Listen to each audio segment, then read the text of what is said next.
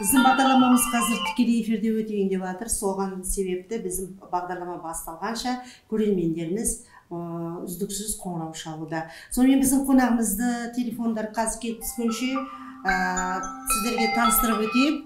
Міне мынау бағдарламаның керемет өтетіні білініп тұр, өйткені емдік үйде кім жатқысы келмейді. Емдік үй дегеннің ар жағында сіздерге мағынасын қатты түсіндіріп береді.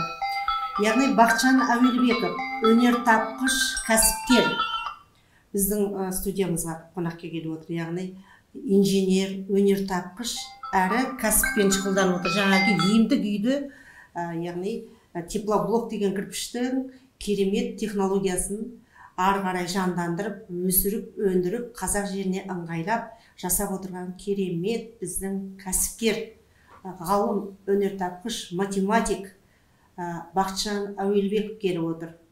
Және оның жұбайы, кәсіпкер, жан-жақты білімі бар, бұл кісі де математик, екеуі де Қазақ мемлекеттік университетінің математика факультетін бітірген ғалымдар. Орынкүл Мақұлбекова келіп отыр. Яғни жанұясымен осы кәсіппен шұғылданады. Сіздерге қазір айтайын деп отырған емдік үйдің жаңағы соған қажетті кірпіштердің технологиясын жаңағы жасап қазір халыққа ұсынып отыр. Теплоблок деп аталады. Ал компанияның аты Building Block. Яғни бұның мағынасында қазір сіздерге түсіндіріп береді. Ендеше жақсыны көрмекке деген, жақсыны естімекке деген дейді. Көп көргеннен бір естіген жақсы дейді. Ал енді көп естігеннен бір көрген жақсы дейді. Қазақ мақалы барлығы нақты айтылған ғой. Бүгін қасиетті жұмада біз енді сіздердің назарларыңызға емдік үй жайлы сөз қозғамақшымыз. Ал Бақытжан мырза, қош келдіңіз. Осы өнер тапқыш деп отырмыз ғой сізді. Мына кірпішті кеше сіз бастаған кірпіш цехын біз аралап шықтық, керемет сезімге бөлендік. Міне көрермендеріміз маза бермей жатыр, тыңдап алайық көрермендер. Байланыстамыз. Саламатсыздар ма? Саламатсыз. Мен мынау онда тұрған көрермен едім. Осы блок компаниясына өзімнің рахметімді алғысын білдіргім келеді. Осындай жаңағыдай бізге кірпіштер, құрылыс материалдарын жаңағыдай бергендеріне, жасап бергендеріне соңғы технологиямен жасалған. Қазіргі кезеңде өзі шын жүректен алғысымды білдіре отырып, олардың жұмыстарына толық табыс тілеймін. Рахмет сіздерге. Сізге де рахмет. Жақсы, келесі көрерменімізді тыңдайық. Байланыстамыз, айта беріңіз, саламатсыз ба? Саламатсыздар. Мен Шымкент қаласынан едім. Женова Сәрсенай дейді. Мен мына өнерді тапқышылыққа қояр сұрағым бар еді. Осы технологияны жасау қанша жыл уақытын кетті? Рахмет сізге. Мен қояйын деп отырған сұрақты сіз қойып тастадыңыз. Ал енді өнер тапқыш ғалым, кәсіпкер Бақытжан Әуелбековке сөз кезегін берсек, Бақытжан мырза, қанша жыл уақытыңыз кетті? Бұл негізі теплоблок, қазақша айтқанда жылу блогы, бұл бұрыннан келе жатқан дүние ғой. Негізі бұл жылу блогы интернетте де бар, ютубта да бар. Олардың бәрі Ресейде, ТМД елдерінде де жақсы дамып салынып келе жатыр. Құрылыс материалы болғаннан кейін бұл материалдардың түр-түрі бар. Сол осы жылу блогының осы бір теплоблок деген дайын күйінде үйде салып, шатыр жабылып, ішке кіріп, ішіне кіріп, әрлеу жұмыстарын жасайтын бірден бір осы құрылыс материалы осы жылу блогы болып табылады. Соны қанша жыл ойладыңыз енді? Соны ұйқастырдыңыз. Мына бір тағы көрерменіміз сұрап алайық. Тыңдап алайық. Байланыстамыз. Қалған сұрағымды айтып қойдыңыз ғой. Иә. Айта берейін бана, осы технологияны жасау үшін қанша жыл уақытта кетті? Соны білейінші деді. Енді сол әңгімені сіз аяғына шейін тыңдаңыз. Қазір сізге жауап беріліп жатыр. Кешкісін YouTube арнасына қойылады, дайын программа. Сосын тағы да соны тыңдап жауабын аласыз. Жақсы ма? Естіядым қазір. Кешкісін еститін боласыз. Осымен енді сұрақ қоюға болмай ма? Осымен тамам сұрағыңыз. Жаңа сұрақ қойып отыр ғой. Қанша уақыт кетті дейді сізге? Қанша биыл ашылғанымызға 5 жыл болып отыр. бұл жаңағы жылу блогымен айналысып жатқан басқа да кәсіпкерлер бар, басқа да компаниялар бар. Солардың ішінде өзімізді айта кетсек, соны жеткізіп, бүкіл рецептурасын ішіндегі, в общем, жақсы дәрежеге, деңгейге жеткізу үшін 5 жыл уақытым кетіп отыр да, соны жасауға. Ол жеке құрылғы болғанмен, жеке жаңағы шығаратын, жылу блогын шығаратын жеке құрылғы болғанмен, ол қосалқы бірнеше жаңадан құрылғылар жасалынды, жаңадан жаңалықтар ашылып, сол жерде енгізіліп, өндіріске енгізіліп, сол халық тұтынып, халыққа шығарып жатқан жағдайымыз бар. Жақсы, құрметті көрермендер, бұл теплоблок кірпішін жасалған өнім, бұл Ресейде шыққан, бірақ та оны Қазақстанға ыңғайлап, оның әрбір тетіктерін, мынау барлығы қазір роботпен жасалатын кездер ғой, техника, аршытап дамыған кез. Бұл кісі инженер, соған 5 жыл уақыты кетіпті. Бірақ қазақ халқы осының рахатын көрсекен деген бұл кісінің ниеті. Келесі көрерменіміз тыңдайық. Байланыстамыз. Алло, қазағымыз қалай? Жақсы, саламатсыз ба? Жақсы. Мен Маңғыстау облысы жастамын. Бұл кірпіштерді маған қалай алуға болады, қалай жеткізіп бере аласыздар? Сіз қай қалада тұрасыз? Маңғыстау облысы жастамын. Маңғыстаудан. Маңғыстауға жеткізе аласыздар ма кірпішті? Бізде кірпішті қазір осы 5 жылдың ішінде Қазақстанның жан-жақтан алып жатыр. Сарыағаш, Шымкент, Жамбылдан, Өскемен, Семей, Жаркент, Нарынқол, осы өңірлерден алып жатыр. Енді мынау алыс Маңғыстау жағы енді батыс жоқ қой. Ол жақтарға темір жолмен жеткізуге болады. Жібере аласыздар қысқасы, иә? Қысқасы темір жолмен жіберуге болады. Жаңағы үлкен жүк көліктер бар, солармен де жіберуге болады. Солармен келісіп жеткізіп беруге болады. Қандай тамаша, құрметті көрермендер, Building Block компаниясы, яғни өнертапқыш кәсіпкер Бақытжан Әуелбеков және жұбайы Орынкүл Мақұлбекова екеуі бірге отырып, осындай керемет теплоблок жылу кірпіші деп отыр ғой, термос сияқты үйдің ішінде. Былайша айтсаңыз, жазда үйдің ішінде салқын болып отырасыз, қысты күні жып-жылы болып отырасыз. Сондай керемет, кеше біз бұл кісілермен бірге жүріп, сол теплоблоктан салынған үйлерді көріп, қатты қызығып, неге біз газоблоктан салдық екен деп ойланып қалдық. Енді тым болмағанда үйдің сыртын қоршайтын болады ғой. Бұл кісімен, Орынкүл ханыммен келісіп отырмыз. Тым болмағанда қызыққаным соншалық, сол теплоблок кірпішін көргенде. Үйдің сыртын қоршап аламын ба деген ниетім бар. Әйтпесе, жаңағы бұғанға дейін білгенде, шіркін теплоблок кірпішінен салынғанға не жетсін. Өйткені кірпішті қалай бастайсыз, үйіңіз тұрып біте бастайды. Екінші рет ол кірпішке қайтып оралмайды екенсіз. Дайын кірпіш, сыртын сыламайсың, батпақ жақпайсың, боямайсың, қырмайсың. Тағы бірден келерді әкеп, енді құрысшы болмағандықтан білмеймін де, бірде пенопластимен соларды жапсырмайсың. Бірден үй тұрғызыла береді. Қандай ғажайып. Байланыс нөмірі төменде жазылып тұр. Осыған хабарлассаңыздар, осында үйді бір ай көлемінде салдырып аласыздар. Келесі сұрақ тыңдайық. Байланыстамыз. Алло? Иә. Здравствуйте, хотела задать вопрос. Қойыңыз, иә. У меня такой вопрос. Примерно на 1 тонн сколько блоков нужно? И возможно ли через Каспий или Ред или кредит купить? Сұраққа мен жауап берейін? Иә, сіз беріңіз. Орысша айтыңыз. Қазақша болмайды? Мейлі, қазақша айтыңыз. Негізі бір үйді салу уақытысы бір ай деп айтып жатамыз. Бірақтан әр үйдің өзінің несі бар, квадратурасы бар, өзінің проектісі бар, жеке жасалған. Сол себепті бір жерде жаңағыдай салу процесі соған байланысты болады. Жаңағыдай айтып отыр ғой, Каспиймен Каспий біз қазір кредит бола ма ондай? Қазіргі күнде біз Альфа-банкпен жұмыс істейміз. Кредитке оформить етіп жасап жатқан, заказ беріп жатқан адамдар өте көп. Сол себепті енді жақын арада Каспийді де қосамыз, Алла қаласа. Енді шағын ең бір кішкентай үй болады ғой енді. Өте шағын үй. Соған қанша кірпіш кетеді, қанша теңге кетеді. Енді кез келген адам зәулім сарай салғысы келеді, оның бәріне жағдай керек қой. Мысалы, банктардан көп ақша бермеуі мүмкін. Енді мәселенки қолайлы, енді қолжетімді болу үшін, мысалы 10-да 10 деген квадратураны 100 квадрат деген үйді алып көрейік. Ең төмен шағын бір семьяға жетеді. Неше бөлме болады сонда? Онда бір 3-4 бөлме болатын шығар. Ауылдағы шағын үй десеңші? Иә, ауылдағы шағын үй. Соған мәселенки кетеді 1000 кірпіштей. 1000 кірпішіңіз қазір біздің кірпіштің бағасы 1000 теңгеден 1 миллион теңге қаражатыңыз кетеді. Енді басқа кірпішпен салыстырып есептеп көретін болсаңыз, ол әлде қайда біздің кірпішпен салған әлде қайда тиімді болады. Өйткені сіздің кірпішіңіз бір кірпішті қалады, бітті, қайтып оралмайсыз. Екінші кірпіш қалады. Сыртына қайтып оралмайсыз. 1 миллионға бір үй тұрғызып алсаңыз қандай керемет? Оның өзін 30 күнде тұрғызып алсаңыз, иә? Тамаша екен. Мінекей тағы бір көрерменіміз. Байланыстамыз? Иә. Саламатсыз. Мен анау теплоблок бойынша звондаған едім. Иә, айта беріңіз сұрағыңызды нақты. Сұрақ қойсам ба дедім. Иә.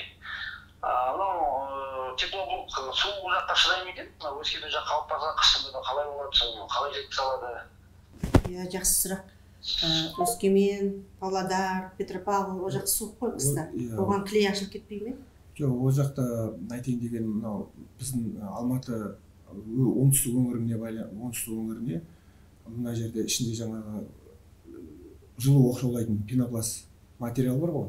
Сол мысалы Алматы өңіріне тығыздығы 15-тік болады.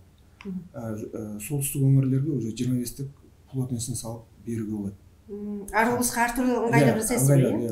Климатына байланысты, табиғат. Бағасы кішкене сәл нетеді, аз-маз қосылады, шамалы қымбаттау болады, өйткені материал қымбаттау материал да ол. Байланыстамыз. Саламатсыз. Айта беріңіз сұрағыңызды.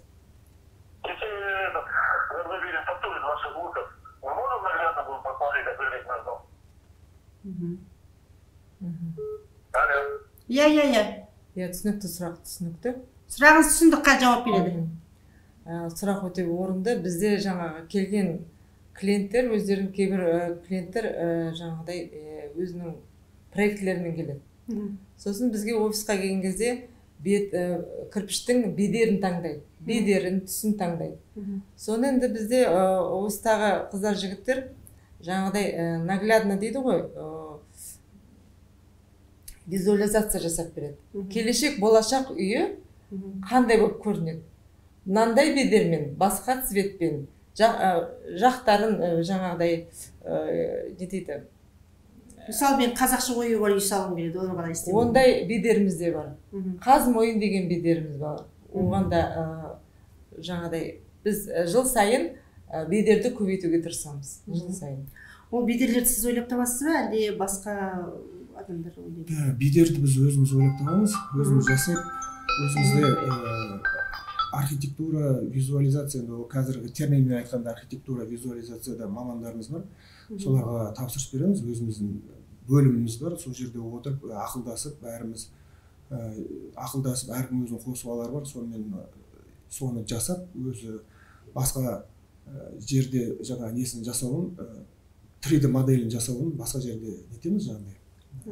Тапсырыс беріп, сол жақтан келісіліп, алынып, содан кейін барып, жаңа бетті өзіміз шығарамыз. Өзіміздің жаңағы құрылғымыз бар, станогымыз бар.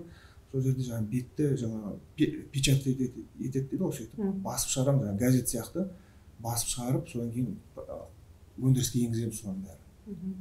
Енді бір қызығы, мынау қазір көбінде бізде өнеркәсіп жоқ деп айтамыз. Тіпті аяқ киім, қарапайым тәпішік шығаратында не жоқ деп айтады ғой енді. Қарапайым тілмен айтсаңыз, чақай шығаратын фабрика жоқ дегендей. Ал енді сіз мынандай үлкен өнеркәсіп бастап отыр екенсіз. Неге біздің еліміз өнеркәсіп жаңа орындарын ашуға жаңағы құрсан неге ашқысы келмейді, оның қандай бір құпиялары бар? Сіз қандай жаңа құпиямен бұны бастап отырсыз? Бұған шыдамдылық қажет пе? Өнеркәсіп ашу қиын ба, жеңіл ме жалпы? Енді бұл жерде мына жерде айтылатын нәрсе мен жеке өз ойым айтайын деген, бұл жерде өндіріс ашу үшін өнеркәсіпті жеткізіп, өндіріс ашып жұмыс жасау үшін бұл жерде бізде бұл өнеркәсіптен басқа да басқа салаларда жұмыс жасап жатыр қызмет, бірақ бұл жаңа именно жылу блогы біздің бір жеке бір бағытымыз жасап жатқан. бұл жерде енді біз басқа да жерлерде жаңағы бағыттарда жұмыс істеп келе жатқаннан кейін именно осы жылу блогын бастаған кезде табандылық керек, жұмыс жасау керек, күндіз түні.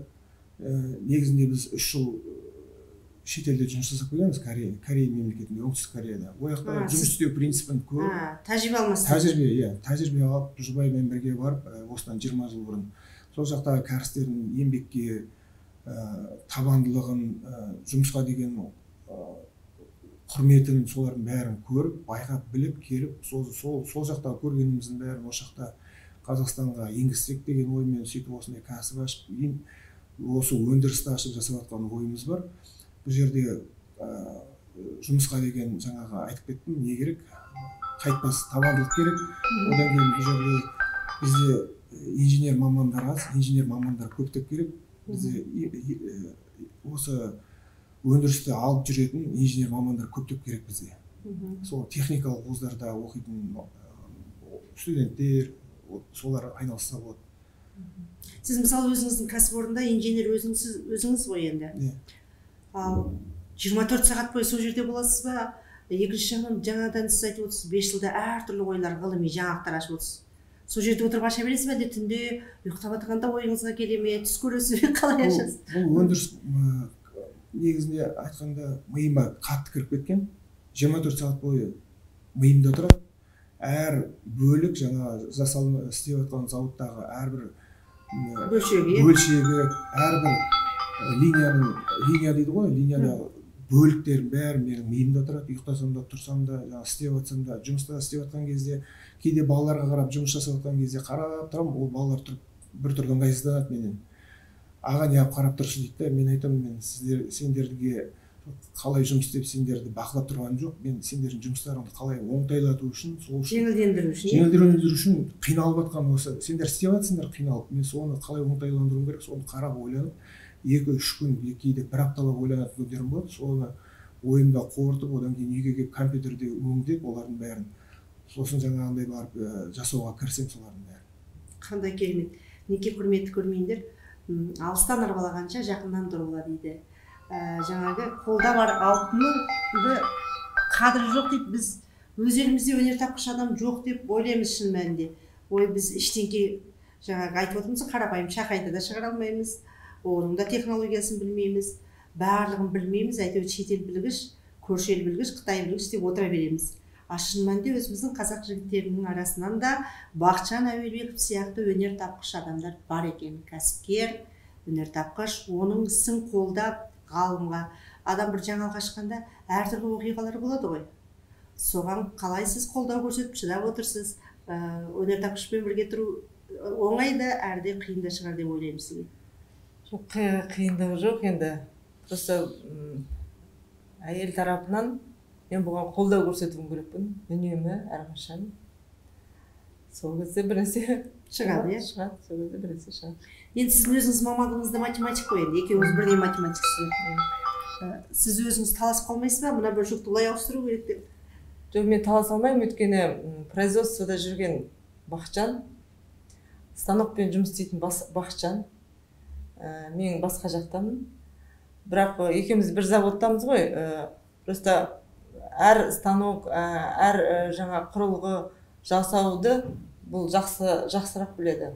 Өнімді қалай жақсылап шығару, оны өңдеп шығару, барлығы осы Бақытжанның қолында.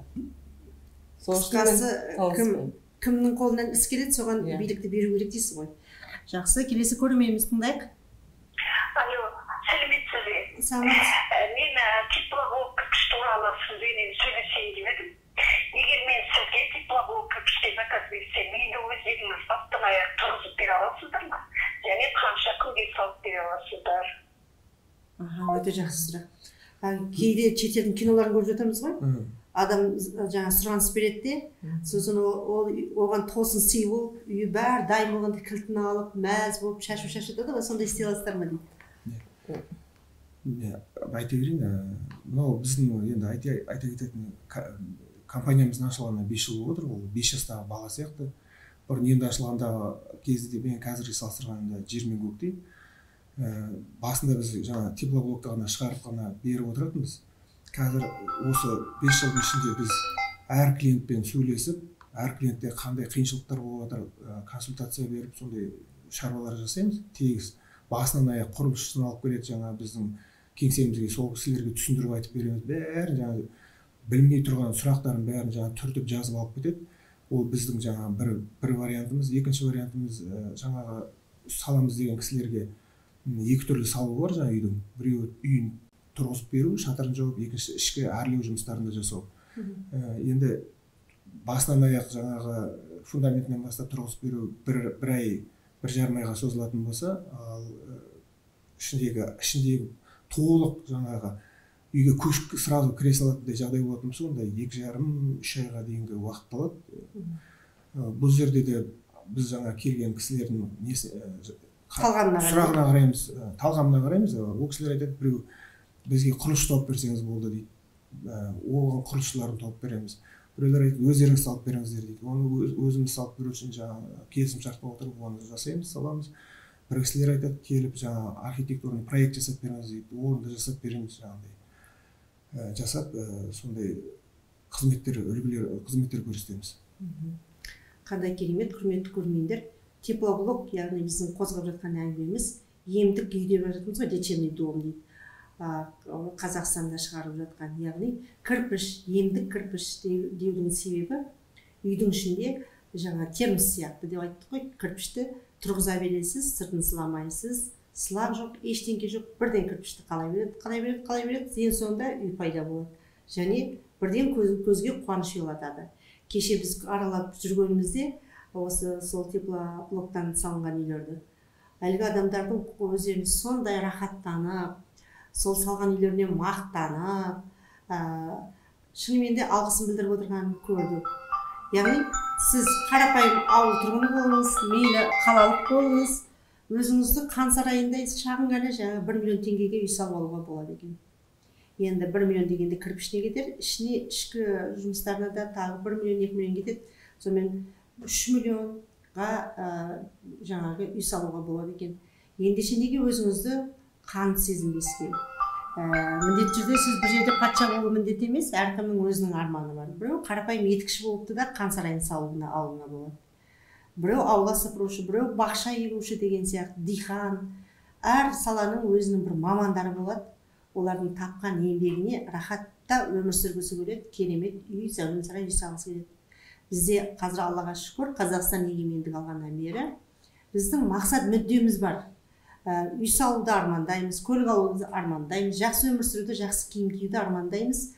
Толық мүмкіншілік бар, жеріміз кең.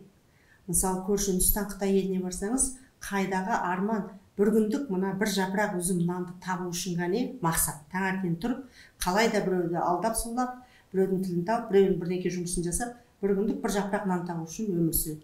Ал бізге Алла тағала сондай керемет жаңағы бұл дүниенің жәннат сияқты керемет мүмкіншілік беріп қойған. Мақсат мүдде бар бізде, ілім, білім бар. Сондықтан соны бағалауымыз керек. Осындай қан сарайында үйде тұруды армандаған және соны жүзеге асырған адамдар бар. Келесі көрерменімізді тыңдайық. Тыңдап тұрмыз, саламатсыз ба? Саламатсыз. Айта беріңіз сұрағыңызды. Сұрағыңыз бар ма? Сұрағым бар еді. Иә, айта қойыңыз.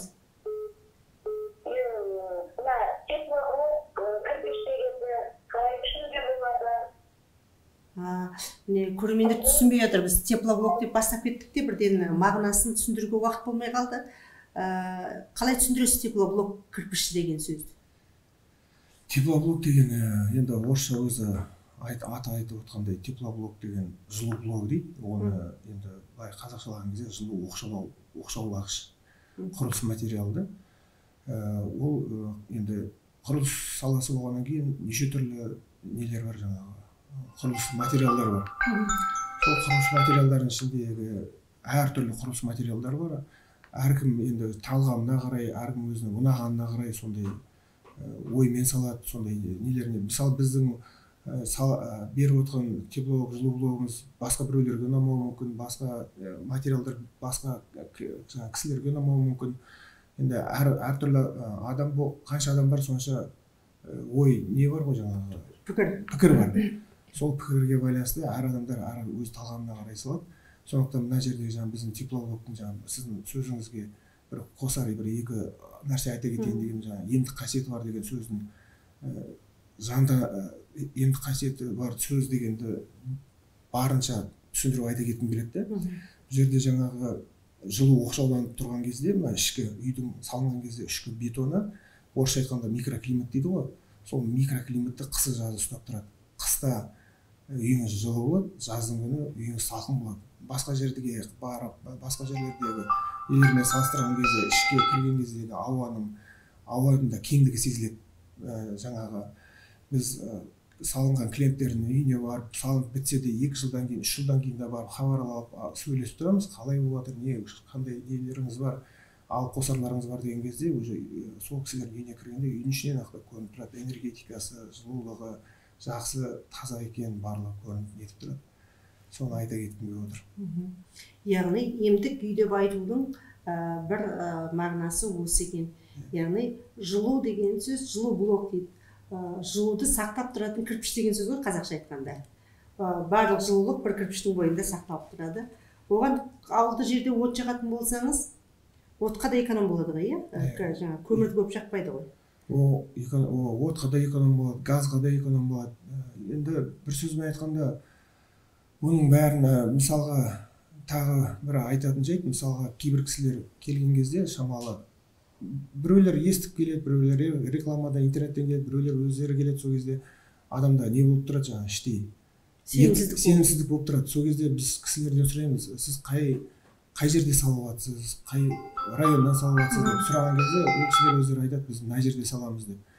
Онда біз есімізде жаңағы клиент бұрын салынған кісілер бар ғой, солардың телефондарын аламыз да сол кісіге береміз. Біз жаңа кісіге звондап айтамыз, қалай салынды, қандай қателіктер болды, нелер болды, соларын жасырмай, ешқандай айна қатесіз, дұрысын бұрыстай қылып айтып жеткізіңіз деп жаңағы келісімін аламыз да, телефонды жаңағы нөмір жаңағы кісіге береміз, өздері звондап сөйлеседі, ол кісі жаңағы айтады, қалай екенін жаңағы іштегі жаңағы нені күдікті сейілтеді, барып көреді, ішіне кіріп көреді өздері, жаңағы кеше сіздер өздеріңіз барып көргендей барып көріп өздері бәрі қызығып жаңағы түнімен соң қиялданып шіркін-ай бекер ана газоблоктың салып қойды. Сосын жаңа айтайын деген бұл жерде тағы бір екі айтып кететін бір мәселе бар. Сізге айтайын деген бұл жерде енді газоблок басқа да неде оларды айтуға болмайды. Енді мына осы кірпіш негізі тез салып тез кіремін деген адамдарға оңтайлы.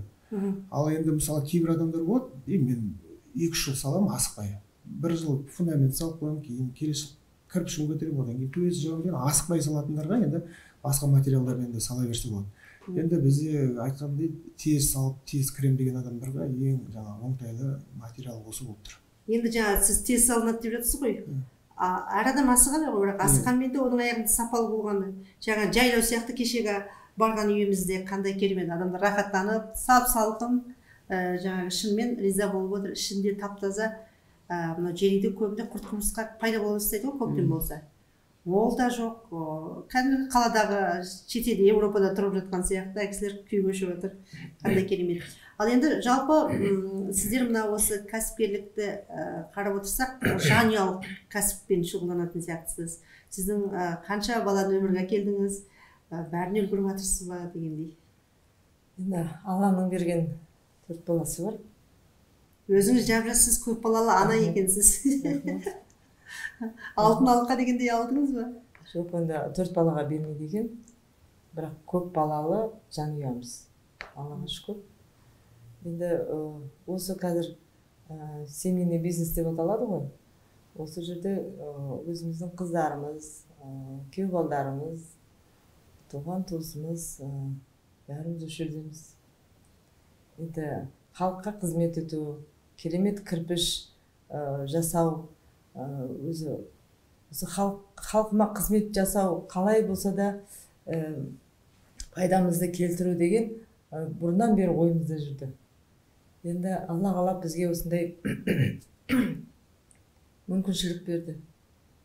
Енді соны ары қарай дамытып, тек қана кірпішке ғана тоқталмай, басқа да жобамызда басқа да шаруалар бар келешекте. Неке құрметті көрермендер, Орынкүл Мақұлбекова, яғни Орынкүл ханым, көріп отырсыздар, әп-әдемі жап-жас математик, кәсіпкер және қаржыгер дегендей жаңа есеп жағында керемет біледі. Сонымен қатар 4 баланы дүниеге әкеліп, оларды қыздарын жаңағы өз қанатынан ұшырып, оның яға қызын қияға қондырып дейді ғой, енді бұл кісі қыздарын қияға қондырған. Қазір кішкентай балалар, ол да қызда өсіп келе жатыр. Осындай біздің елімізде толыққанды жанұялар көп болса шіркін. Әрі өздерінің кәсібі бар, балалар басқа жерге барып жұмыс іздемейді, оқу бітіргеннен кейін. Өзінің кәсіпорнында жұмыс істейді. Кеше сіз бір әңгіме айтып қалдыңыз ғой, енді адамға көп оқудың қажеті аз деген сияқты болып қалдыңыз ба, әлде түсінбей қалдым сол сөзіңізді? Енді мен енді тағы да айта кетемін, өзім ойым бұл. Былай оқуды оқып, біраз жерді жүріп көргеннен кейін айтайын деген бұл дүниедегі ашылып жатқан жаңалықтардың, осы адамзаттың осындай дәрежеге жетуі тегіс бәрі тек қана мынау практик кісілер, практик инженер кісілер бір нәрсені жасай береді, қайтпай жасай береді, жасап, мысалға мен зауытта станок жасаған кезде, мен бір жасағанда станогым бірінші шықпайды. Бір жасағаннан кейін барып, оны 2 жасаймын, 3 жасаймын, 4-ші, 5-шісінде шығады. Жақсы шыққан станогым бар, бір станок, ол бір жасағаннан жасалып кетті, әлімге дейін істеп тұр. Кейбір станоктарым 2-3 жасағанда, кейбіреулер 5-6 жасаған кезде бар. Ол станок жасап жатқан кезде, істеп жатқан кезінде мен жаңағы тағы да бөлшектерін ауыстыру арқылы сондай дәрежеге жеткіземін. Соның бәрі, мысалға, соның бәрі тек практика жүзінде келетін дүниелер. Сондықтан практика жүзінде келетін осы көп нәрсе практика жүзінде келетін болғаннан кейін, мен өзім анандай нені ұстанам, Совет одағы кезінде мынандай болатын еді, өндірісте жұмыс істеп жүріп, білімі жетпей жатса, сол кезде ғана барып жаңағы оқу орнына барып оқып, тапсырып, сырттай болса сырттай, күндізгі болса күндізгі бөлімі оқып, қайтадан жаңағы өндіріс орнына оралып, сол жерде жұмыс жасаған. Сондай неге нетем жағдай. Кәсіп техникалық училище дегендерде болды ғой сол кезде? СПТУ деген, КПТУ дегендер. Қазір де бар, олар қазір мемлекет қолға алып жатыр. Сол кәсіп техникалық училище, колледждердегі балалар да бізде жұмыс жасап жатыр. Колледжді бітіріп келіп, электрик болып, мамандығын бітіріп келіп істеп жатқандар бар. Қазір енді айта кететін жағдай, детдомның балалары да жұмыс жасап жатыр. Енді орыс, қазақ балалары, басқа да ұлттың өкілдері бәрі жұмыс жасап жатыр. Сіздің компанияда? Мемлекетіміздегі 110 ұлттың өкілі болмаса да, бір 5-6 ұлттың өкілі жұмыс жасап жатыр. Жақсы, енді сіз шетел көрген адамсыз ғой, шетелде ең алдымен өнеркәсіпті зерттедіңіз. Бізде көбін айтады, біздің қолымыздан келмейді, қара жұмыс істеп жүреміз бе, біреуге құл болып, егеменді өмір сүруіміз керек дейді. Кореяда сіз қандай сол тәжірибені жинақтадыңыз, қандай өзіңізге бойыңызға сіңірдіңіз жақсы қасиеттер? Кореяда сіңірген қасиетім тоқтамай жұмыс істеу, қайтпау. Менде анандай уақыт жоқ, нормированный деген. Кез келген уақытта шығып кетемін, кез келген түнгі сағат 11-12-ге дейін деген сияқты. Бірақ сондай жұмыс істеп жүріп, семьяма да, бала-шағама да уақытымды бөлемін. Уақыт бөліп тауып, ол жаңағы бір қасиет еңбекқорлық, жаңағы қайтпай жұмыс істеу, алға деген ұмтылыс. Сосын олардың жаңағы жұмысқа деген, еңбекке деген несі бар жаңағы. Қазақша айтқанда қабілеті, қызығушылығы бар, еңбекке деген, бастықтарға деген құрметі бар. Ол жақта жаңа бастықтардың алдында еңкейіп тұрып сөйлеседі, басты шамалы бүйтіп. Құрмет, ізет көрсетеді.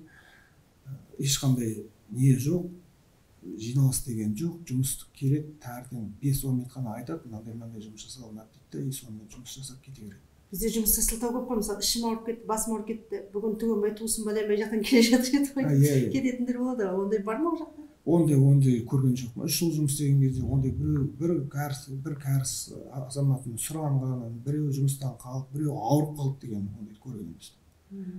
барлығы жұмысқа бірдей келеді, армиядағы сияқты бірдей уақытылы келеді, уақытылы істейді, уақытында жалақысын алады, жақсы өмір сүреді.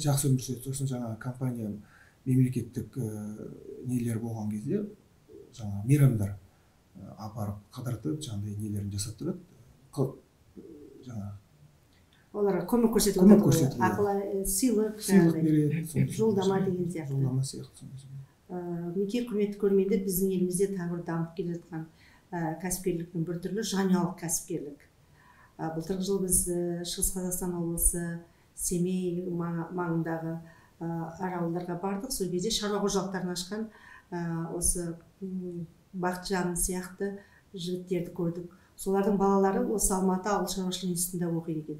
23 жасар бала оқу бітіріп, сол әкесінің шаруа қожалығына барып, бірден шаруа қожалығының әкесі жоқта, соның орынбасары директор болып жұмыс істеп кетті. Сонда баласы сансырап жұмыс іздеп жүрген жоқ. Әр есікке барып, кімге таныс іздеймін, кімге не беремін деп жүрген жоқ. Бірден жұмысқа тұрып кетті. 23 жасында бір кәсіпорында шаруа қожалығын басқарып кетті. Сол сияқты Бақытжан Әуелбековтің екі қызы да бірден оқу орнын бітіре салып, қазір біреуі кім болып істейді сіздерде? Біреуі дизайнер, біреуі архитектор. Күйеу балаларыңыз олар да сондай мамандықта жұмыс істейді? Барлығы бірге оқыған. Сол жұмыс жасап жатыр. Қандай жарасымды. Күйеу баласы да, қызы да барлығы бір кәсіптің меңгеріп, бірден жаңағы әркімнің есігін тоздырмай, өзінің жанұясында. Адам өзі үшін өгіз қара күшін бар дейді ғой, қазақта мақал бар. Өзінің кәсібі, өзінің ақшаң болса, өзінің жұмысын болса, махаббатпен қуанып, таң атса екен, шіркін жұмысқа барып, қырып істеп сайын қырып ақша тауып келейін деп, біз компаниясы үшін шынымен жұмыс істейді ғой. Бұл кісілердің түрлерінен көріп тұрсыздар. Кеш батқанша біз бір күндік репортаж жүргіздік. Орынкүл ханым көлік жүргізіп келе жатыр. Ол біткеннен кейін бұл кісі ары қарай айтшылап қонаққа кетті. Бүгін келіп отыр, шаршадыңыз ба десем, жоқ дейді. Неге десем, өзінің сүйікті мамандығы, өзінің жекеменшік компаниясы, өзі үшін өмір сүреді. Өзгелерге, қазақтың халқы үшін, қазақ халқы үшін жаңағыдай емдік үйді ойлап, ары қарай кірпіштерді ойлап шығарып отырған Бақытжан деген жаңа сүйікті зайыбы бар. Ендеше осындай үлгілі жанұялар көбейсе елімізде қандай тамаша болар еді, құрметті көрермендер. Ал мына блог осы кірпіштен жаңа айтып жатсыз ғой сіздің. Тағы да қандай жаңалықтар ашқыңыз келеді болашақта өнертапқыш ретінде сіз? Мен болашақта өнертапқыш ретінде енді жоспарым үлкен. Бұл жерде жаңа мынау именно осы жаңа компанияны жақсылап барлық ешқандай сағат сияқты жұмыс істейтін дәрежеге жеткізгеннен кейін басқа бағытты алып, сол бағыттарда жұмыс жасамақ ойым бар. Ол кезде уже қасыма балалар, жас балаларды ертіп, оларды үйретіп, баулып дегендей маман дайындап, енді өзімізге де жаңағыдай не керек қой, артымыздан еретін шәкірттер керек. Қазақта сөз бар, шәкіртсіз ұстаз тұр дегендей. Аллаға шүкір, Орынкөлдің қаржы саласында шәкірттер көп. Орынкөлдің қаржы саласында шәкірттері көп. Менде де жаңа өндірісте шәкірттерім бар. Қазір енді ақырын нетіп келе жатыр, бір 3 шәкіртім бар. Алла қаласа соларды тәрбиелеп, баулып, сөйтіп әрмен қарай жетіліп өсе берсек деген ойымыз бар. Енді жалпы мынау Қазақстанда біз азын-аулақ өнертапқыштарды білеміз ғой, жалпы қарапайым халық білетін. Біз білмейтін өнертапқыштар өте көп шығар, әр жерде жұмыс істеп жатқан. Біздің бір білетініміз математик жаңағы Асқар Жұмаділдаев, сол кісіні ғана білеміз ғой, бүткіл Қазақстанды білетін сол кісі. Енді тағы да өнертапқыш біздің жаңалық ойлап табушы кәсіпкер Бақытжан Әуелбековтың бар екендігін енді бүткіл халық біле бастайды. Барлығы сізден ақыл кеңес сұрай бастайды. Және сізге үкімет тарапынан қолдау көрсетілсе, шіркін, сіздердің мына бизнесті жүргізу үшін де әрине өз қаражаттарыңызды салып отырсыздар ғой, әлде үкімет тарапынан көмек бар ма? Үкіметтен ештеңе сұраған жоқпыз әлі. Өз шамамызбен, шамамызға қарай жұмысымызды жүргізіп жатырмыз, шүкір Аллаға. Енді бұны үлкен, мысалы, завод, кірпіш заводын айландыру үшін әрине қаражат керек қой енді. Бұл жерде айта кететін жағдай мынау өндірісте жаңағы құрылғылардың барлығы істен шығу, тозу өте тез жылдам жүреді. Кәдімгі өмірдегі кәдімгі мына автомашиналар мысалы тозатын болса, шетелдерде мысалы 10 жылда тозып жатады, тозып жаңағы списаниеге шығарып жататын болса, мына жаңағы өндірісте олардың тозу қарқыны өте керемет сұмдық. Сондықтан енді Алла қаласа енді қазір үкімет тарапынан көмек сұраймыз ба деген ойымыз бар. Өйткені жаңа нелерімізді дайындап отырық, бизнес пландарымызды дайындап отырық, басқа да жаңағы жұмыстарға соны дайындап үкімет тарапынан қолдау сұраймыз ба деген ойымыз бар.